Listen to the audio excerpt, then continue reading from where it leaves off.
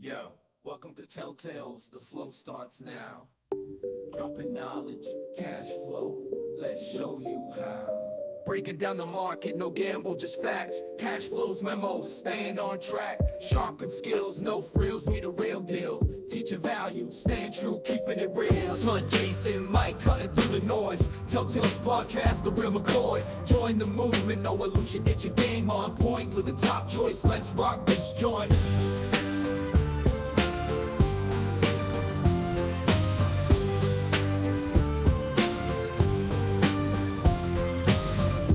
The following conversation is intended for informational purposes only. You should always do your own work to determine if an investment is suitable for you. You can sign up for our newsletter at telltales.us. That's telltales.us for additional data and content you can use to follow along.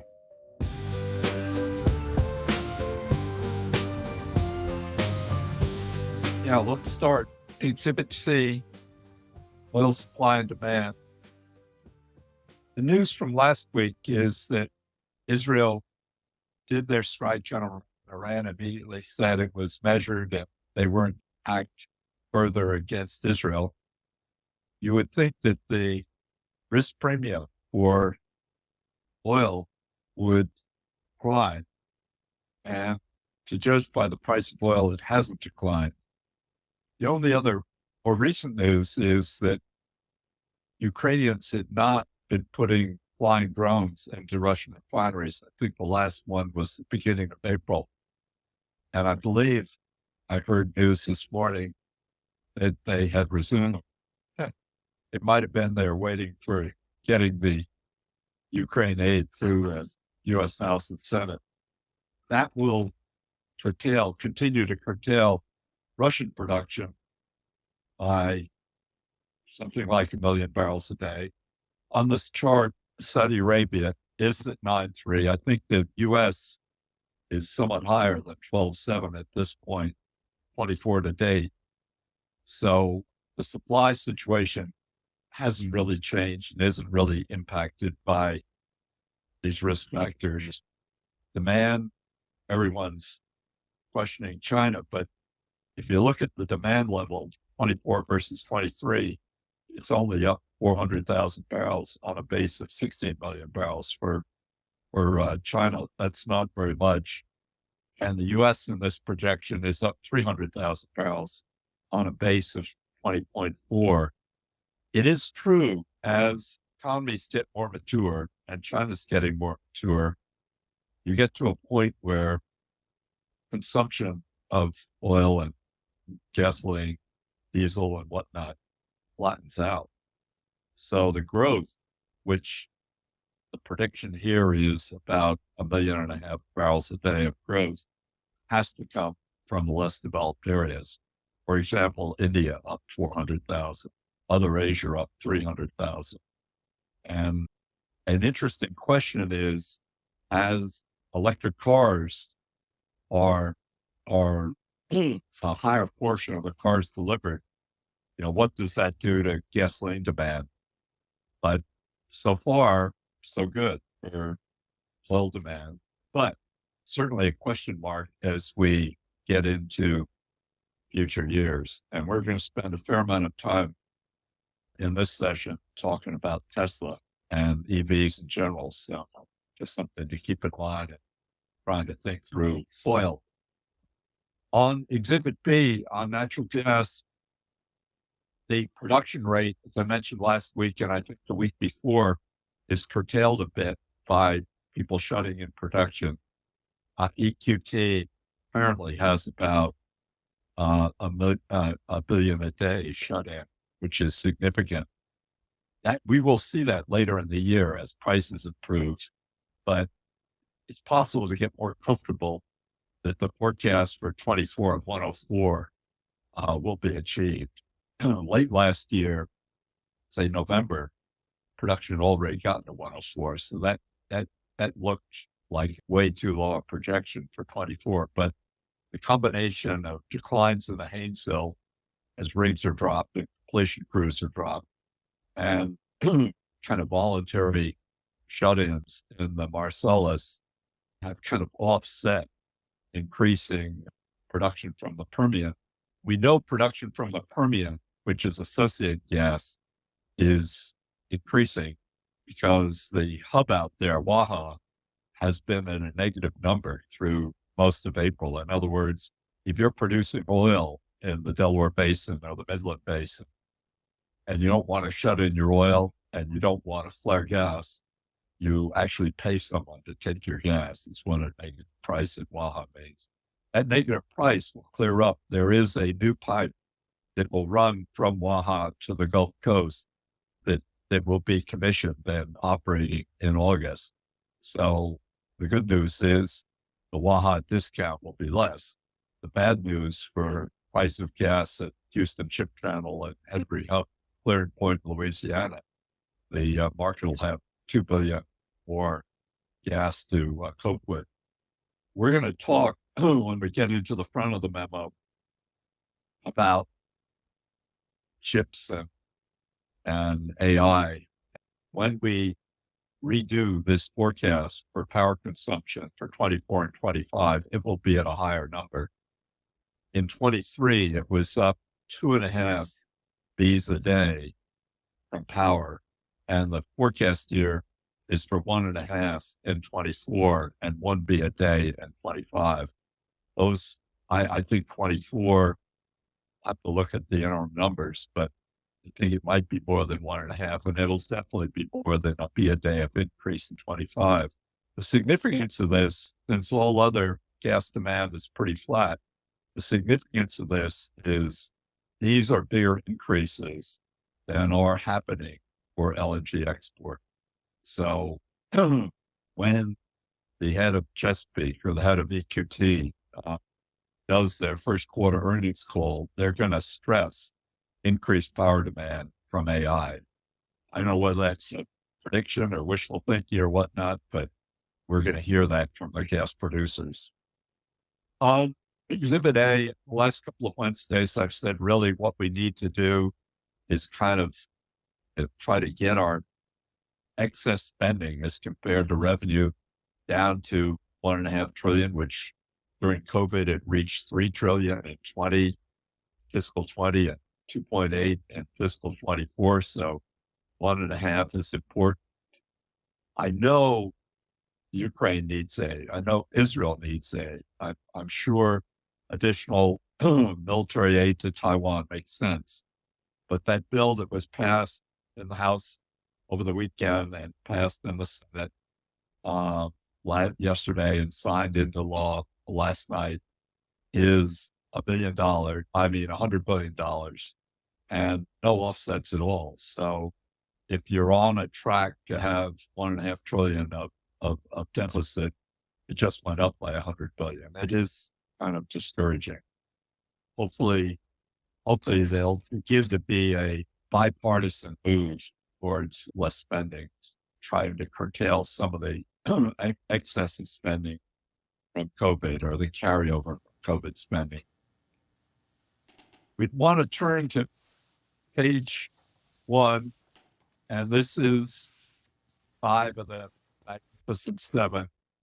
The other ones being a NVIDIA, which is on the chips page, and Meta, which is over on page 4.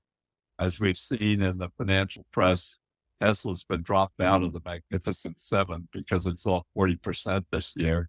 I reported earnings yesterday, and I think to give a preview of what we're going to hear from Mike and Jason and his Tesla owners, they're pretty pleased with the quarterly results. But I talked to Mike this morning, so I don't know what Mike's going to say. Jason, why don't we try you on Tesla first? I guess I wouldn't say I was pleased with the sales. They're down pretty significantly, but with the commentary around where the future of the company's going, I thought that's what's driving the stock, and that was really encouraging to hear. Elon gave more clarity on what he means by robo-taxis, and while also saying they're not going to abandon the lower cost Model 2. But aside from just saying that, they didn't really discuss it too much. A lot of the discussion was around the robotaxi, and as I hear more about it, I think that really is maybe the bigger opportunity than selling a large volume of the cheaper cars. Did you want to jump in? You look like you did. No, I was just agreeing. I was nodding my head over here. Yeah. So the question in my mind is in the next 5 years, do you think robotaxis will exist in the world? And I think, in my opinion, it's absolutely they will. And then who are the companies in position to make that happen? And I think it's only Tesla and then Google's Waymo unit. So if that's the case, then,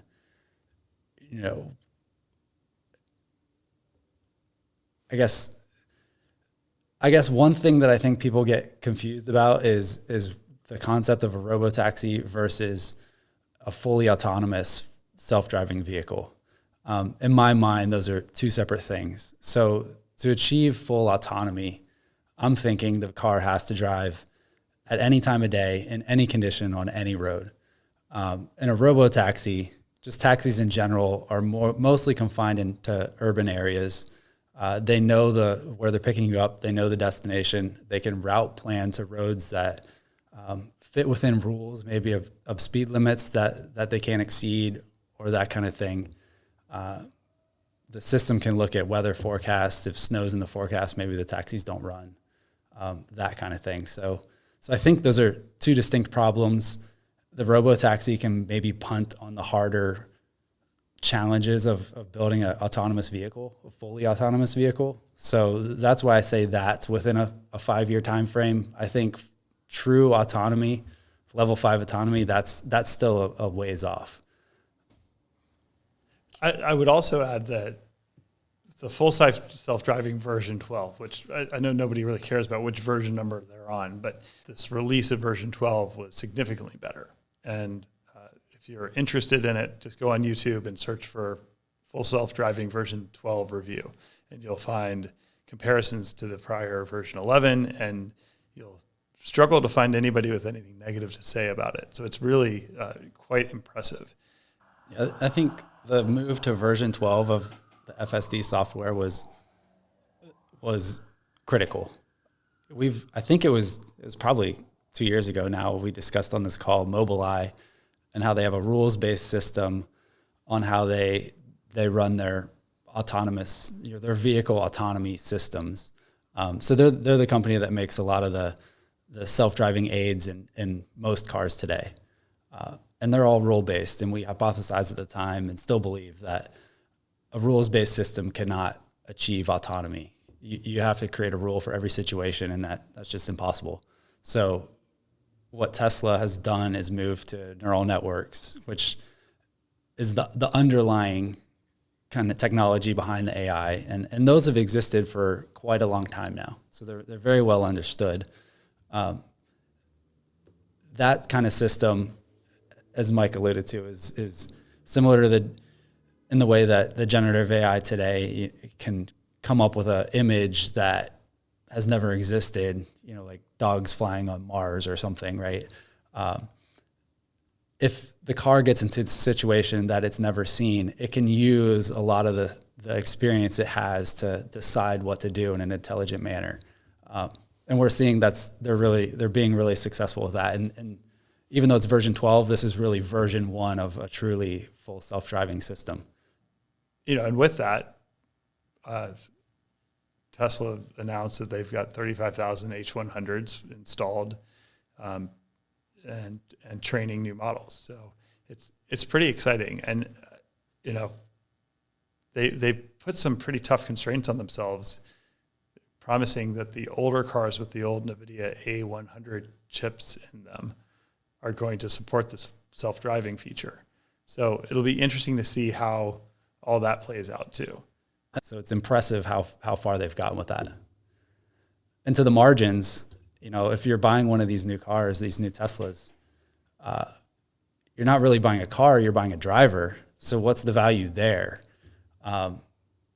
It's no longer a depreciating asset. It's a means of production. So can these cars, are they worth more than $25,000? So if it's the same car as we talked about last week as the Model 2, and they can sell it at a profit at $25,000, but now the value is the driver and it's much higher, what can they sell that car for, and how high will the margin be? One of the things Jason and I talked about yesterday after the call was, could we just be, in our respective households, could we just be one car homes?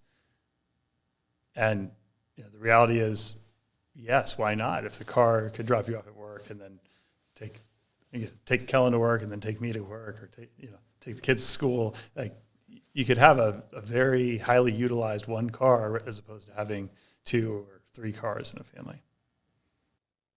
And then it makes it even more affordable.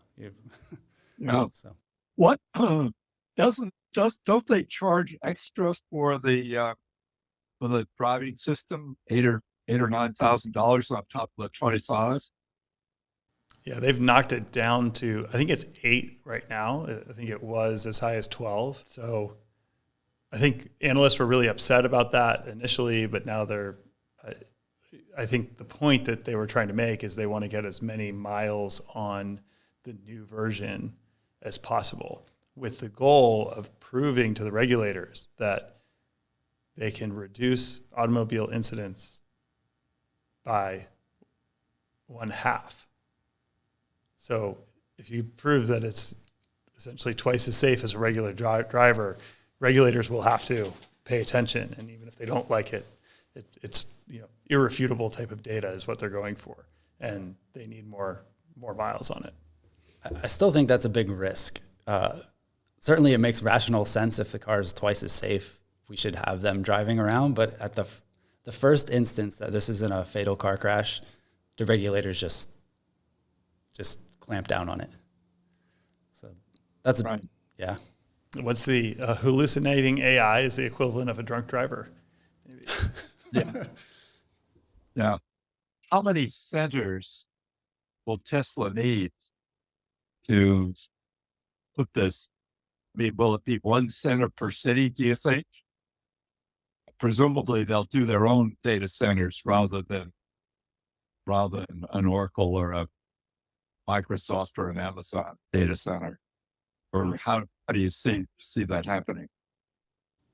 That's a great question. Short answer is we don't know.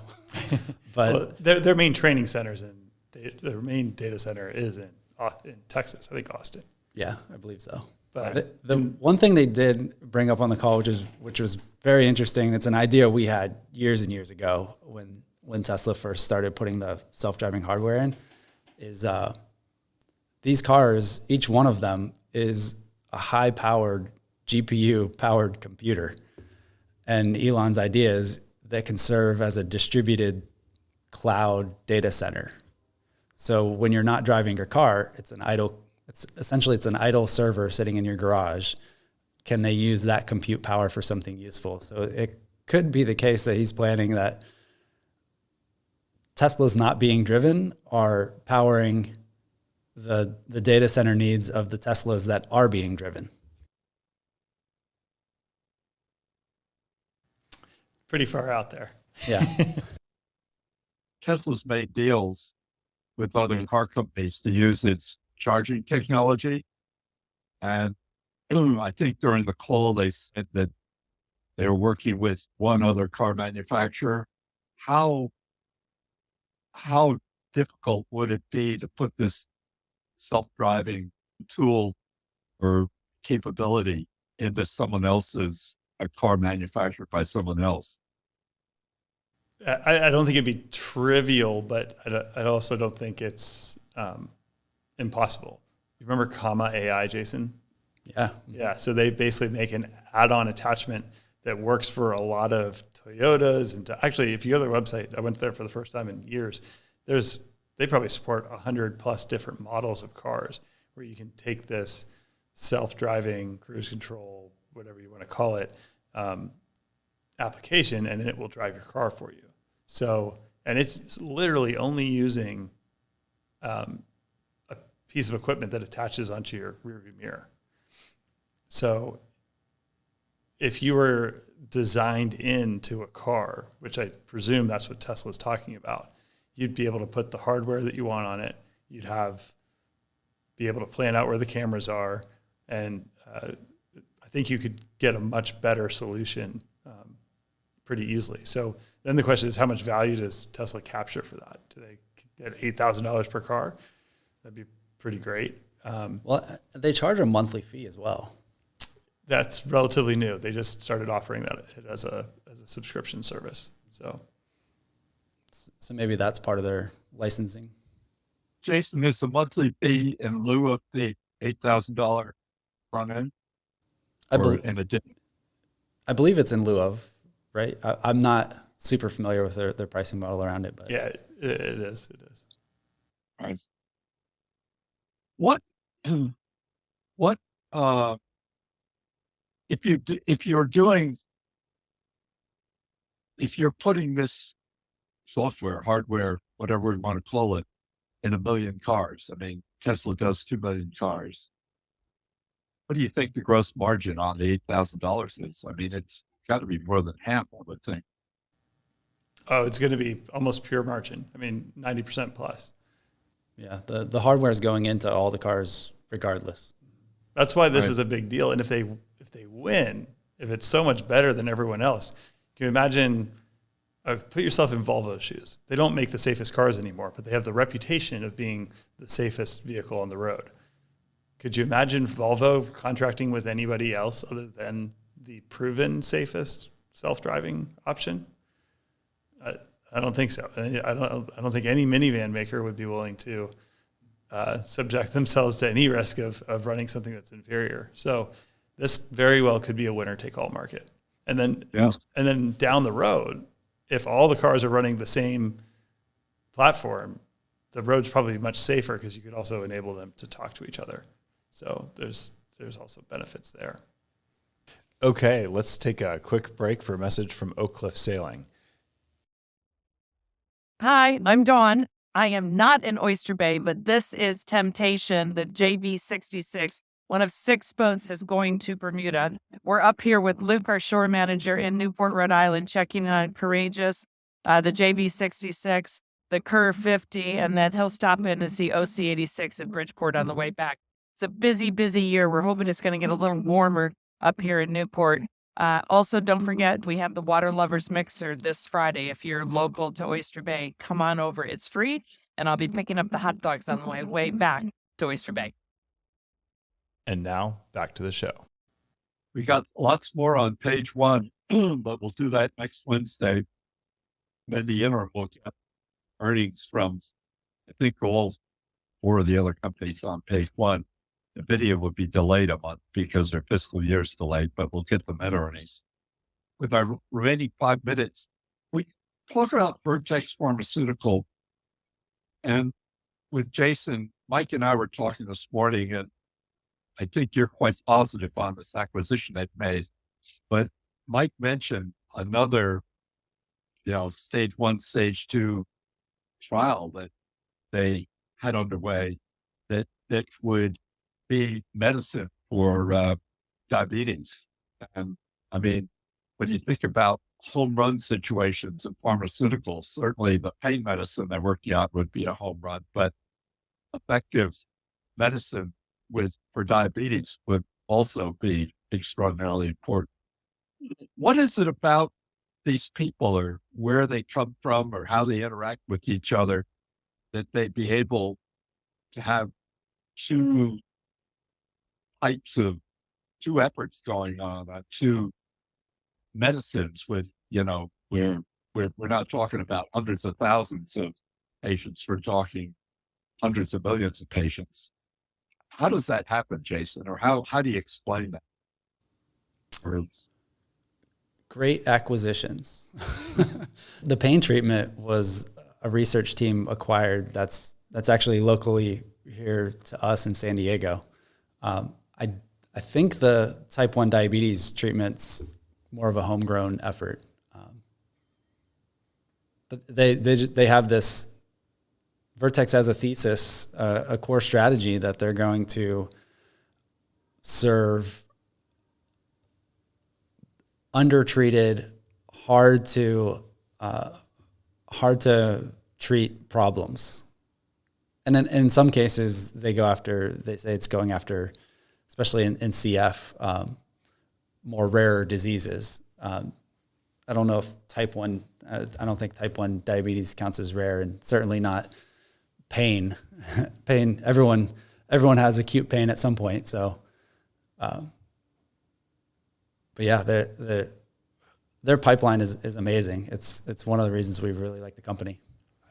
My observation is that their core competency, they built this core competency in a vertical disease area.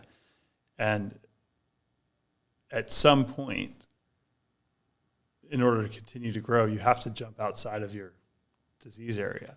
So they have this thesis on areas where they want to play, and then they were very patient about selecting the right ones. And that, I think that jump is actually a very difficult jump. It's probably, if both of these don't work out, it could punish the stock pretty badly. But the plus side is they're financing all of this R&D out of cash flow by spending only 50% of their cash flow. So they're in that luxurious position where they don't have to go out and buy something just to fill a revenue bucket that's going to run out. They're in a position where they can look for a really good deal at a really good disease area that's really potentially promising and impactful. So I think they're playing a different game, frankly, than other pharma companies of their size. I mean, it's a $100 billion company today. It's not really a small fry anymore. But for a long time, it was relatively small, and the returns have just been astounding. Thought for you, and we can take this up next week, but let's say around 150, Tesla's about just under a $500 billion market cap for its equity. Vertex Pharmaceutical, its price, as Mike says, is around $1 billion. Who will double first? Let me propose an answer and see what you guys think of it.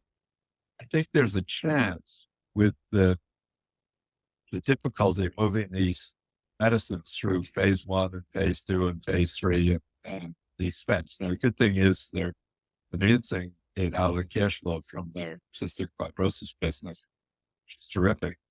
But I would, if I were making that, I'd be very interested in you guys' reaction. I'd say maybe Tesla has a chance to double first. In other words, to go from 500 billion to $1 trillion. But if it's a matter of who's going to go up 3 times or 4 times, I think there's no question that Vertex Pharmaceutical is more likely to go up 3 times or 4 times as compared to Tesla. But other than both of you agree with me, why don't you separately, Jason, what would be your take on type of analysis of Tesla versus Vertex Pharmaceutical? I think it's really close to who doubles first. So one bit of news is Vertex, the FDA accepted their rolling new drug application for the non-opioid pain treatment. And what that means is they can kind of feed the FDA data as it comes available to them through their phase 3 study. And it speeds up the process of getting the approval, or at least the FDA's decision. So it's possible that a decision comes this year and then they can launch that drug next year. And that could come out before Tesla's Model 2 hits the market. So I think those are the 2 big drivers on both the companies, the Model 2 / Robotaxi and then the pain treatment. I'd say a tie. Mike, you and Jason spent a lot of time all day talking to one another. Do you see it about the same?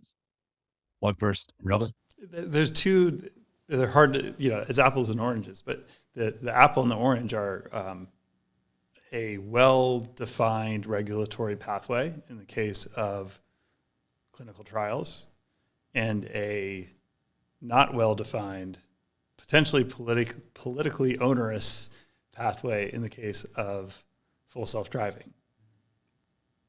Now, which one has the greater potential? Probably probably Tesla. I mean, it just basically, if all of that works out, and you could easily see a situation where most of the cars on the road are Tesla, or at least operated by Tesla software. But the probability of that, that I guess that's our job as investors, is to place our bets appropriately, or at the very least, place our bets into companies that we think are not going to lose our principal capital and have the potential to have this compounding effect. So, I don't know. With that point, I think both of these companies are fantastic companies and fun to watch. Right. Good. Well, we're over. Everyone be well and stay healthy, and we'll do the rest of the companies on page 1 and Meta. All I think are going to announce before we're back on next Wednesday. Everyone take care. Be well. The views expressed on this podcast are the host alone and do not constitute an offer to sell or a recommendation to purchase or a solicitation of an offer to buy any security, nor a recommendation for any investment product or service. While certain information contained herein has been obtained from sources believed to be reliable, neither the hosts nor any of their employers or their affiliates have independently verified this information, and its accuracy and completeness cannot be guaranteed. Accordingly, no representation or warranty, expressed or implied, is made as to, and no reliance should be placed on, the fairness, accuracy, timeliness, or completeness of this information. The hosts and all employers and their affiliated persons assume no liability for this information and no obligation to update the information or analysis contained herein in the future, and may or may not hold positions in the securities mentioned.